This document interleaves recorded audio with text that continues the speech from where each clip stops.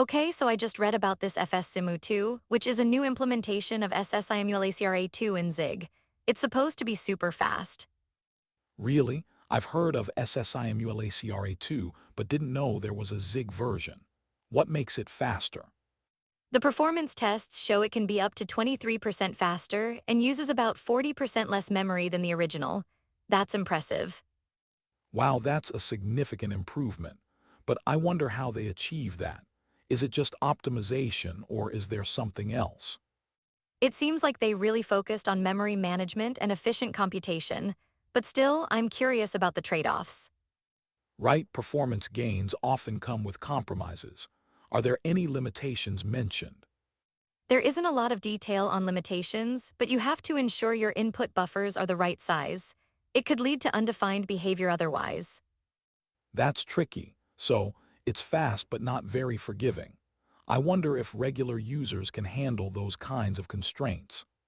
Exactly, it might limit its accessibility for some users. Speaking of which, how about the output? What options do they have?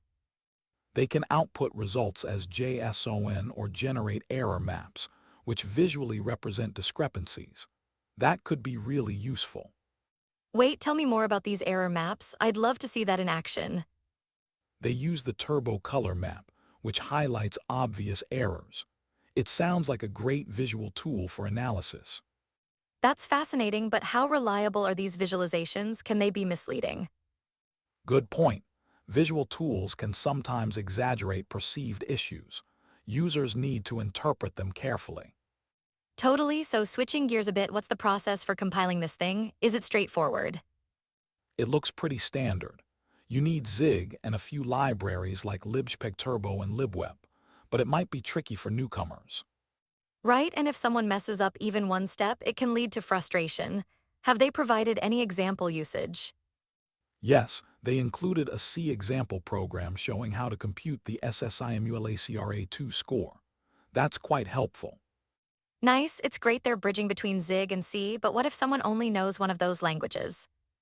That could be a hurdle. They might need to spend more time learning the other language to fully utilize it. True, and are they open source? I assume so, given the libraries they're using. Yes, it's under the Apache 2 license, which is pretty standard for open source projects. That's good to hear. It encourages collaboration, but do you think they could attract a larger community? Possibly. If they market it well and provide good documentation, it might attract more developers. Speaking of documentation, how thorough is it? Is it enough for someone to get started without much help? It seems decent, but as with many projects, there could always be more clarity, especially for beginners. That's fair. I guess we should acknowledge that not every project can cater to every skill level. Exactly. But it would be great if they could provide tutorials or demos to really engage users. Oh, definitely, that could make a huge difference. But let's get back to performance. What about real-world applications? This could be great for image processing tasks where speed and memory efficiency are critical, like in web applications.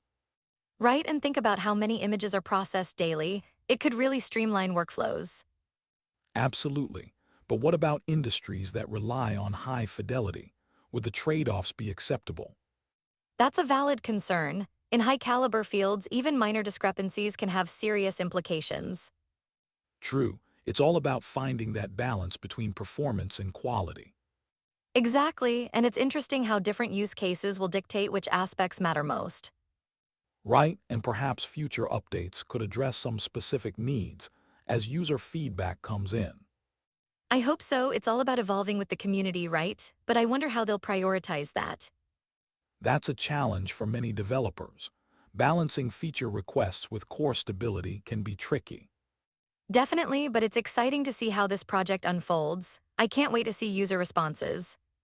Same here, it feels like we're at the beginning of something cool.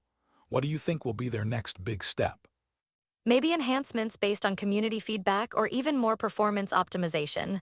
Who knows? That would be fascinating to track, and it opens up questions about future developments in image processing. Absolutely. I mean, image processing is only going to grow in importance as tech advances. For sure, it's a perfect storm of demand and technological potential. Exciting times ahead.